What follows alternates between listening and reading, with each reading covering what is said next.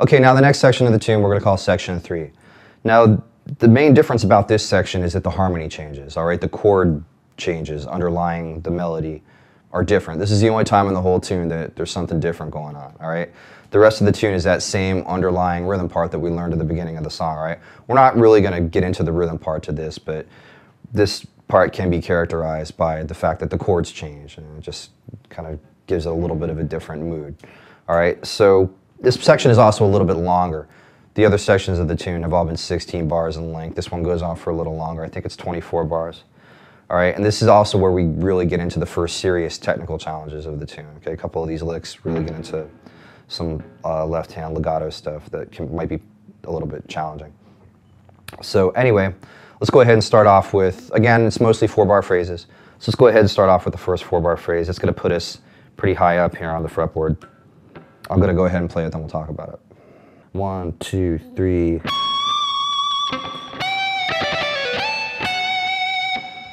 Okay, so anyway, starting off here, pretty high up, 21st fret, half-step bend and release. All right, pretty easy, right? Then we come down here to the 14th fret, half-step bend and release, and then we have this.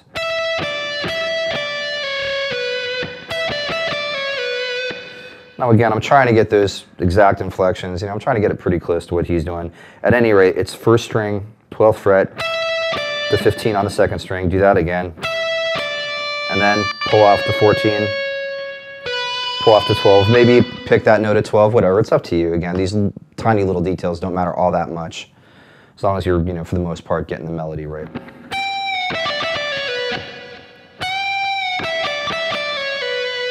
And then we have a slide here from 15 up to 17. And then our last note is 14 on the first string. Add a little bit of grease to that, maybe slide away from it.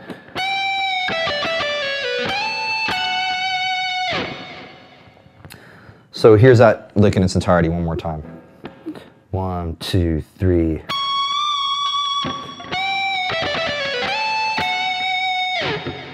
Another thing is to just listen to the tune. Once you start to get these notes kind of under your fingers, listen to it and try to imitate what you hear. Just take some of these, examples of pull-offs and slides that I'm using and just try to make it sound as close to, his articulation as you can.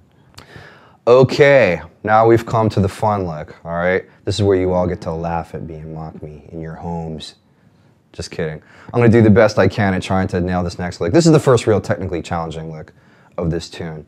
And I think what's the most difficult about it is just the timing, the rhythm, okay, or the lack thereof. It's just like a real random sprawling kind of lick, and most of it is done with the left hand. It's mostly legato. I'm going to go ahead and try to play it a couple times, and then I'll try to walk you through it, okay? So don't laugh at me.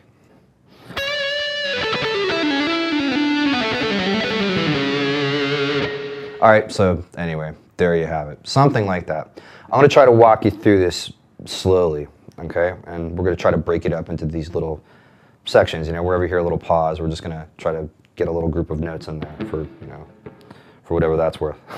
All right, so anyway, starting out, little half-step bend and release kind of thing, 9th fret on the first string. Okay, then we have this.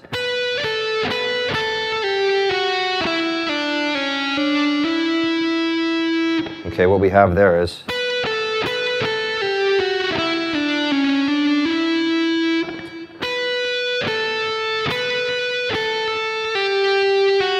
so we go back and forth between 7th fret of the first string, 10th fret of the second string.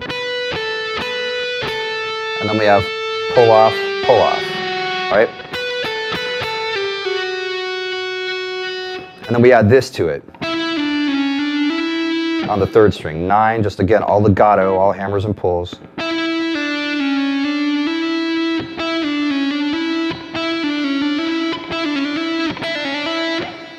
right, so here's that little chunk of notes.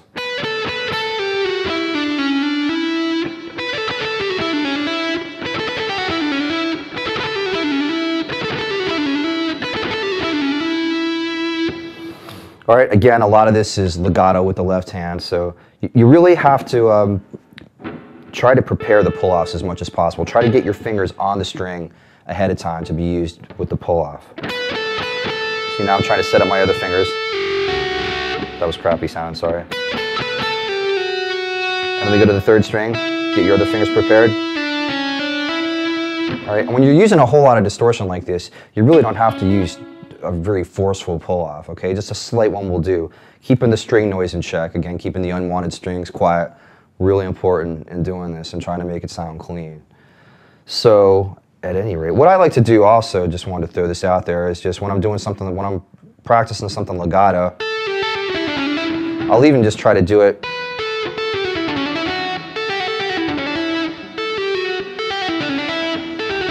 without using my right hand. I'll just kind of mute the strings over here as if I was palm muting something.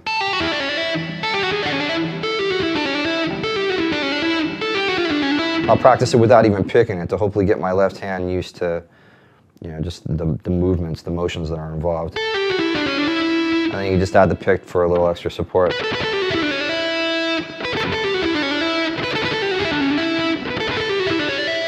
Just remember to quiet the strings that you're not using as you go.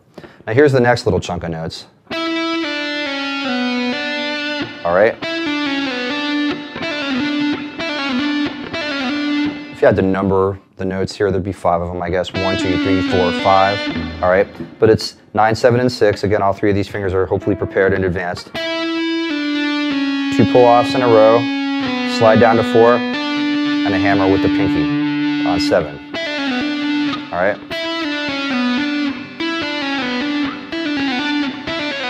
Again, I like to practice this stuff without using the pick.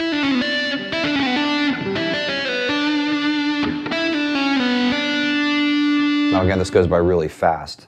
The next phrase is the longest phrase out of all of them. We pick up with the last note of the previous little bunch. Okay, we do this. All right, pull off to 6, then pull off to 4. Single note here on the 4th string, 7. Back to 4 on the 3rd string. Again, pull-offs down and then back up from 7 down to 4. One more of these notes on the 3rd string. And then back in this direction. And then 5th string, same thing.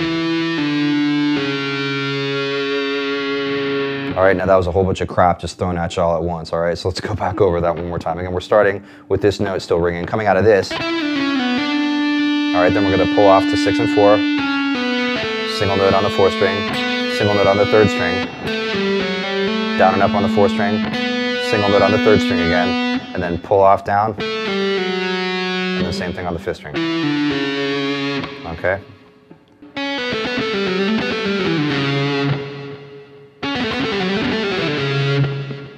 Okay, so now we're going to try to put all that stuff together, all right? So we're going to start from the beginning. I'm just going to play it slow a few times, and just hopefully eventually it'll start to come together.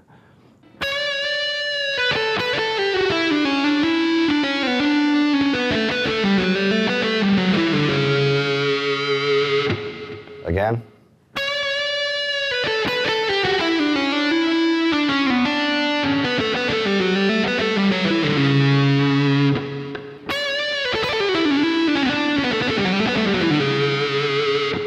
Okay, so now it's starting to come close to sounding like the way it's supposed to, okay? Now again, I'm trying to imitate this as closely to the original as possible. You know, if you come pretty close and it doesn't sound exactly the same, you know, who cares? I mean, as long as you're in the ballpark, it's still going to sound all right. You can even add on to it. You can even kind of do your own thing with it. You know, you can take what I'm showing you here and, you know, maybe embellish it somehow, you know, kind of twist it around a little bit, make it your own. You know, you can do that too if you want to. But it is nice to try to imitate what you hear at first, especially if you're first learning how to solo, if you're learning how to improvise for the first time. You know, you do want to imitate other people and try to, you know, get their inflections just right, like we've been talking about, and then do your own thing with it. We're going to move on to the next 4-bar phrase now, which again is a little bit quicker. This next one isn't so difficult in terms of its timing, okay? It does have a real cut and dry rhythm to it, a series of 16th notes. So this one's probably going to be a little bit easier for you to imitate than the last one was, all right? I'm going to go ahead and play it, then we'll talk about it.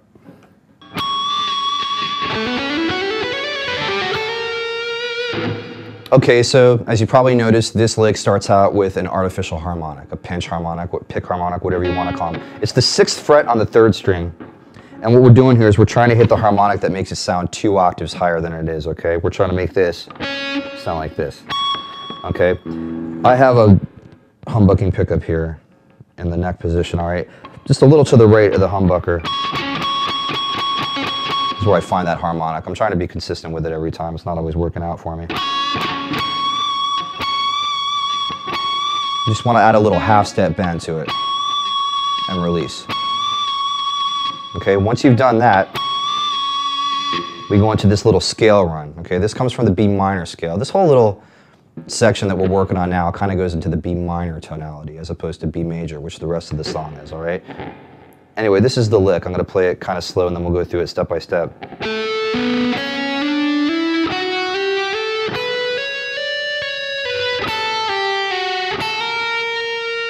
Okay, one more time.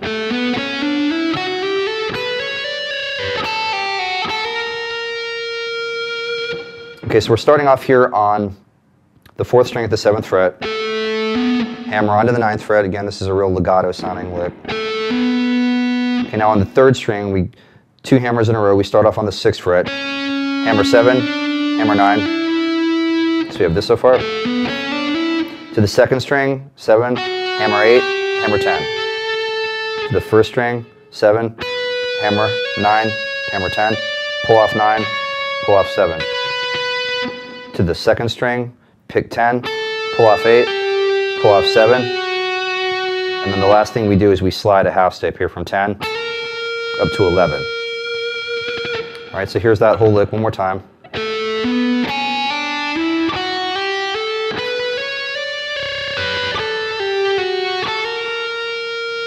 One more time, try to keep the string noise in check this time.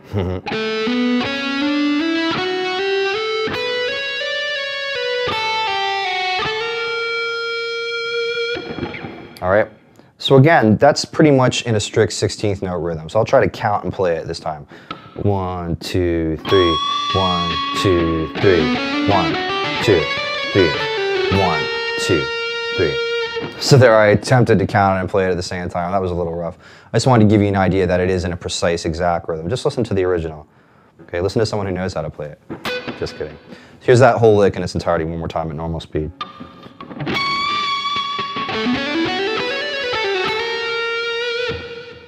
Okay, now the remainder of this section isn't really that difficult at all, okay? We'll, again, take it 4 bars at a time.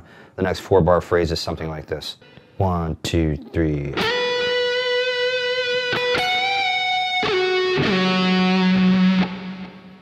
Okay, something like that. First note is a slide up into the 12th fret, the B note, okay? I'm sliding up from a whole step below. I'm using my first finger here because that sets up this. All right, another one of these notes, 12th fret, 2nd string. Half step, bend and release of 14 on the 1st string. And then we have this, okay? I'm sliding back from around the 16th fret, 15th or 16th fret, ending up at the 13th fret on the 3rd string, which is an F sharp note. And then doing something very similar on the 5th string, starting from around 12 or 13, ending up on the 9th fret of the 5th string.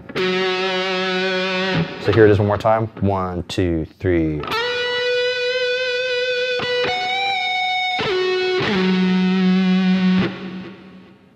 Okay, so now for the last, it actually ends up being 6 bars, okay? This section that we're working on right here actually turns out as 22 bars in general. You don't really need to know that. But this last little lick is a 6-bar phrase. So anyway, again, really slow, lyrical kind of thing. Pretty easy to play. I'll go ahead and play it, then we'll learn it. 1, 2, 3, 1.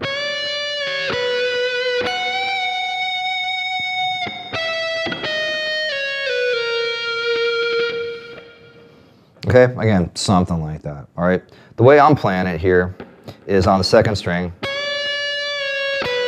Okay, half step bend of 14, release, back to 12. Now the 1st string, 14th fret, half step bend and release.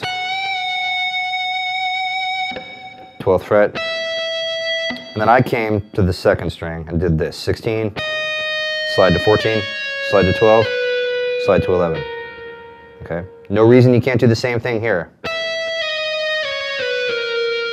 If you would rather do it with your 1st finger there, that's fine. Either way is correct.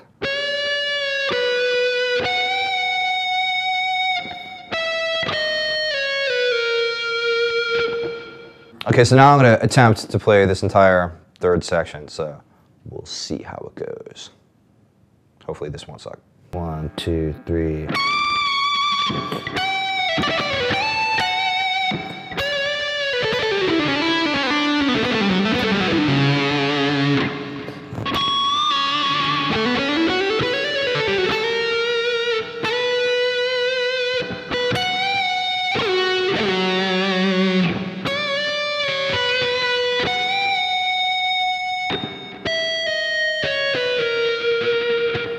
Now that last series of slides, it sounds to me like he might possibly be plucking that note with one of his fingers of his right hand instead of the pick. It doesn't have that bright attack of the pick. You may want to experiment with using maybe your middle finger on your right hand or your ring finger, just to give it just a little bit of more of a softness. I mean, you can hear it in his playing. It sounds like the dynamic kind of drops on that note a little bit. So you may want to try that. You may not.